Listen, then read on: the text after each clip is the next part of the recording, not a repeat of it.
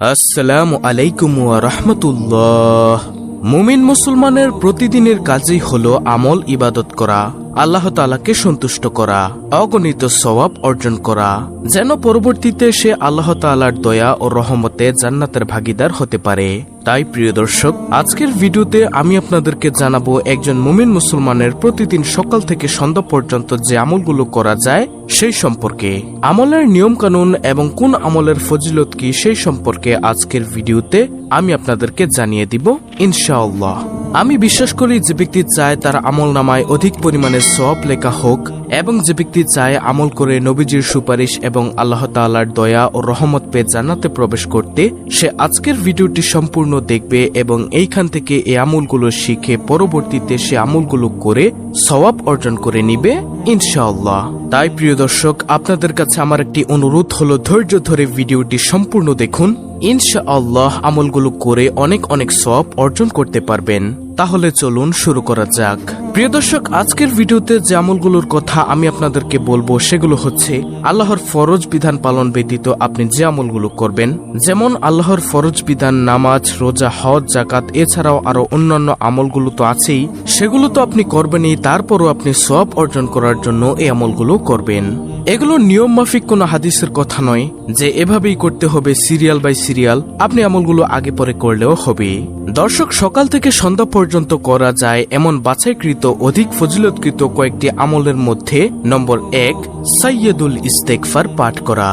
আপনি ফজরের নামাজ আদায় করার পর সকালবেলা পাঠ করবেন সাইয়্যিদুল ইস্তেগফার। ক্ষমা প্রার্থনার শ্রেষ্ঠ ইস্তেগফার হচ্ছে সাইয়্যিদুল ইস্তেগফার, যেটা হলো আল্লাহুম্মা আনতা রব্বি লা ইলাহা ইল্লা আনতা খলাকতানি ওয়া আনা আবদুকা ওয়া আনা আলা আহদিকা ওয়া ওয়াদিকা মাস্তাতাতু আউযু বিকা মিন শাররি মা সানাতু আবউ লাকা বিনি'মাতিকা আলাইয়া ওয়া আবউ লাকা বিযামবি ফাগফিরলি ফাইন্নাহু লা ইয়াগফিরুয যুনুবা ইল্লা আনতা। এটি হলো সাইয়্যিদুল ইস্তেগফার। দর্শক, সাইয়্যিদুল ইস্তেগফারের সবচেয়ে বড় ফজিলত সেটা হলো রাসূলুল্লাহ সাল্লাল্লাহু আলাইহি ওয়াসাল্লাম বলেন, যে ব্যক্তি দৃঢ় বিশ্বাসের সঙ্গে এ দোয়া অর্থাৎ সাইয়্যিদুল ইস্তেগফার পাঠ করবে, দিনে পাঠ করে রাতে মারা গেলে কিংবা রাতে পাঠ করে দিনে মারা গেলে সে ব্যক্তি জান্নাতি হবে। সুবহানাল্লাহ। এছাড়াও প্রিয় দর্শক, সাইয়্যিদুল ইস্তেগফারের রয়েছে অসংখ্য ফজিলত যা এক ভিডিওতে বলে শেষ করা যাবে না। তাই সর্বপ্রথমে আমরা এই আমলটি করব ইনশাআল্লাহ, অর্থাৎ সাইয়্যিদুল ইস্তেগফার পাঠ করব। দর্শক, সকাল থেকে সন্ধ্যা পর্যন্ত করা যায় এমন বাছাইকৃত অধিক ফজিলতকৃত কয়েকটি আমলের মধ্যে দ্বিতীয় নম্বর আমলটি হলো রাদিতু বিল্লাহি রাব্বাও ওয়া বিল ইসলামি দিনাও ওয়া বি মুহাম্মাদিন নাবিয়্যা ওয়া রাসূলাহ সাল্লাল্লাহু আলাইহি ওয়াসাল্লাম। প্রিয় দর্শক, আমি আবার বলছি, আপনারা এই দোয়াটি পড়বেন, রাদিতু বিল্লাহি রাব্বাও ওয়া বিল ইসলামি দিনাও ওয়া বি মুহাম্মাদিন নাবিয়্যা ওয়া রাসূলাহ সাল্লাল্লাহু আলাইহি ওয়াসাল্লাম। দোয়াটি পড়লে জান্নাত ওয়াজিব হয়ে যায়, আল্লাহ তাআলা তার উপর সন্তুষ্ট হওয়া আল্লাহর হক হয়ে দাঁড়ায়, বিভিন্ন বর্ণনা অনুযায়ী তাকে জান্নাতে প্রবেশ করানো রাসূল সাল্লাল্লাহু আলাইহি ওয়াসাল্লামের দায়িত্ব। আবু সাঈদ খুদরি রাদিয়াল্লাহু তাআলা আনহু থেকে বর্ণিত আছে, রাসূল সাল্লাল্লাহু আলাইহি ওয়াসাল্লাম বলেছেন, যে ব্যক্তি নিম্নোক্ত দোয়া বলবে তার জন্য জান্নাত ওয়াজিব হয়ে যায়। দলিল দেওয়া আছে। তো প্রিয় দর্শক, দ্বিতীয় নম্বরে আমরা এই আমলটি করব ইনশাআল্লাহ। এই দোয়াটি পড়ব, রাদিতু বিল্লাহি রাব্বাও ওয়া বিল ইসলামি দিনাও ওয়া বি মুহাম্মাদিন নাবিয়্যা ওয়া রাসূলাহ সাল্লাল্লাহু আলাইহি ওয়াসাল্লাম। তারপরে সকাল থেকে সন্ধ্যা পর্যন্ত করা যায় এমন বাছাইকৃত অধিক ফজিলতকৃত কয়েকটি আমলের মধ্যে তৃতীয় নম্বর আমলটি হলো আল্লাহুম্মা আজিরনি মিনান নার। আমি আবার বলছি দোয়াটি, আল্লাহুম্মা আজিরনি মিনান নার। ফজরের নামাজের পরে দিনে 7 বার আল্লাহুম্মা আজিরনি মিনান নার এবং মাগরিবের নামাজের পরে 7 বার আল্লাহুম্মা আজিরনি মিনান নার পাঠ করলে জাহান্নাম থেকে মুক্তি পাওয়া যায়। সুবহানাল্লাহ। দর্শক, যেভাবে নিয়মটি বলে দিয়েছি আপনারা সেভাবে আমলটি করবেন।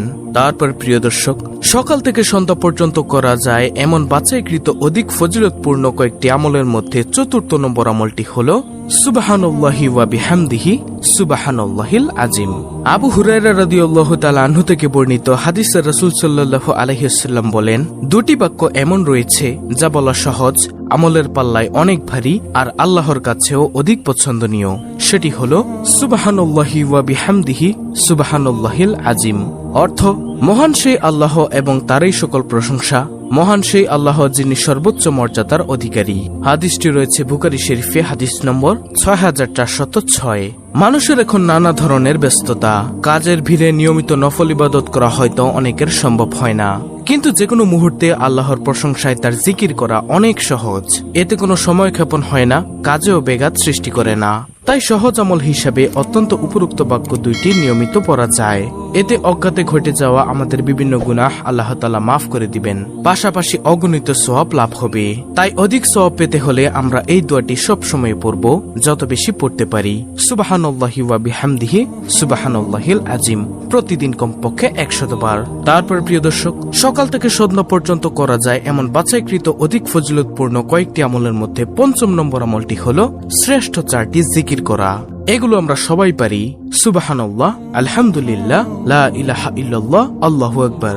সুবহানাল্লাহর ফজিলত। হযরত সাদ ইবনে আবি ওয়াক্কাস রাদিয়াল্লাহু আনহু বলেন, আমরা রাসূল সাল্লাল্লাহু আলাইহি ওয়াসাল্লামের নিকট ছিলাম। তিনি বললেন, তোমাদের কোনো ব্যক্তি প্রতিদিন 1000 নেকি অর্জন করতে সক্ষম কি? তন্মধ্যে একজন বললেন, আমাদের মধ্যে কোনো ব্যক্তি কিভাবে 1000 নেকি অর্জন করবে? তখন রাসূল সাল্লাল্লাহু আলাইহি ওয়াসাল্লাম বলেন, 100 বার সুবহানাল্লাহ বললে তার জন্য 1000 নেকি লেখা হবে, অথবা তার 1000 পাপ মোচন করা হবে। হাদিসটি রয়েছে মুসলিম শরীফে, মিশকাত শরীফে। তারপরে আলহামদুলিল্লাহ জিকিরের ফজিলত। হাদিসে আলহামদুলিল্লাহকে সবচেয়ে উত্তম দোয়া বলা হয়েছে। মহানবী সাল্লাল্লাহু আলাইহি ওয়াসাল্লাম বলেছেন, সর্বোত্তম ফজিলতপূর্ণ বাক্য হলো লা ইলাহা ইল্লাল্লাহ এবং সর্বোত্তম দোয়া হলো আলহামদুলিল্লাহ। তিরমিজি শরীফের হাদিস। মহানবী সাল্লাল্লাহু আলাইহি ওয়াসাল্লাম আরো বলেছেন, আলহামদুলিল্লাহ আমলের পাল্লা পূর্ণ করে দেয়, আর সুবহানাল্লাহ ও আলহামদুলিল্লাহ শব্দ দুটি আসমান ও জমিনের খালি জায়গা পূর্ণ করে দেয়। মুসলিম শরীফের হাদিস। হযরত মুয়াজ রাদিয়াল্লাহু আনহু থেকে বর্ণিত, রাসূল সাল্লাল্লাহু আলাইহি ওয়াসাল্লাম বলেছেন, যে ব্যক্তি খালেস অন্তরে একনিষ্ঠতার সঙ্গে লা ইলাহা ইল্লাল্লাহ বলবে, সে জান্নাতে প্রবেশ করবে। আবু হুরায়রা রাদিয়াল্লাহু তাআলা আনহু থেকে বর্ণিত, আল্লাহর রাসূল সাল্লাল্লাহু আলাইহি ওয়াসাল্লাম বলেছেন, সুবহানাল্লাহ, আলহামদুলিল্লাহ, লা ইলাহা ইল্লাল্লাহ, আল্লাহু আকবার বলা আমার কাছে জগতের সবকিছুর চেয়ে প্রিয়। সহিহ মুসলিম শরীফের হাদিস। তারপরে প্রিয় দর্শক, সকাল থেকে সন্ধ্যা পর্যন্ত করা যায় এমন বাছাইকৃত অধিক ফজিলতপূর্ণ কয়েকটি আমলের মধ্যে 6ষ্ঠ নম্বর আমলটি হলো ইস্তেগফার পাঠ করা। আপনি সারাদিন আস্তে আস্তে কাজের ফাঁকে ফাঁকে পড়ুন আস্তাগফিরুল্লাহ, আস্তাগফিরুল্লাহ, আস্তাগফিরুল্লাহ। এতেও কিন্তু আপনার গুনাহ মাফ হয়ে যাবে। এর মাধ্যমে আপনি আল্লাহকে বলছেন, হে আল্লাহ, আপনি আমাকে ক্ষমা করুন। আল্লাহ তাআলার কাছে ক্ষমা চাইলে আল্লাহ তাআলা অবশ্যই তার বান্দাকে মাফ করে দেন। তাই আমরা সব সময় ইস্তেগফার পাঠ করব ইনশাআল্লাহ। তারপরে সকাল থেকে সন্ধ্যা পর্যন্ত করা যায় এমন বাছাইকৃত অধিক ফজিলতপূর্ণ কয়েকটি আমলের মধ্যে সর্বশেষ 7ম নম্বর আমলটি হলো দুরূদ পাঠ করা। নবীজি সাল্লাল্লাহু আলাইহি ওয়াসাল্লামের উপর দুরূদ পাঠ করা। একবার যে ব্যক্তি দুরূদ পাঠ করবে, তার উপর 10টি রহমত নাজিল হবে, তার আমলনামায় 10টি নেকি যোগ হবে এবং 10টি গুনাহ মাফ হবে। তার মর্যাদা আল্লাহ তাআলার দরবারে 10 গুণ বৃদ্ধি পাবে। সুবহানাল্লাহ, আল্লাহু আকবার। এটা হলো প্রিয় দর্শক একবার দুরূদ শরীফ পাঠ করার ফজিলত। আর আপনি যদি সারা দিন রাত, বিশেষ করে শুক্রবার দিনে, জুম্মার দিনে দুরূদ পাঠ করতে পারেন, তাহলে তো সওয়াবের অসংখ্য ভান্ডার আপনি পাবেন। প্রিয় দর্শক, এছাড়াও অনেক অনেক আমল রয়েছে যা সারা দিন করা যায়। আমি সংক্ষেপে কয়েকটি ফজিলতপূর্ণ আমলের কথা বলে দিয়েছি। আপনারা এই আমলগুলো করবেন এবং আপনারা যা জানেন সেই আমলগুলোও করবেন। ইনশাআল্লাহ অনেক অনেক সওয়াবের ভাগীদার হতে পারবেন। তো প্রিয় দর্শক, এই ছিল আমাদের আজকের ভিডিও। অত্যন্ত গুরুত্বপূর্ণ একটি ভিডিওটি ভালো লাগলে অবশ্যই চ্যানেলটিকে সাবস্ক্রাইব করে পাশে থাকা বেল বাটন অল বাজিয়ে দিবেন। ভিডিওটিতে একটি লাইক দিবেন এবং কমেন্টে আমিন লিখবেন এবং অন্য মুসলিম ভাই বোনদের কাছে ভিডিওটি শেয়ার করে দিবেন, যেন তারাও দেখে শিখে এই আমলগুলো করতে পারে। আল্লাহ রাব্বুল আলামিন আমাদের সকলকে প্রতিনিয়ত উক্ত আমলগুলো করার তৌফিক দান করুন। আমিন।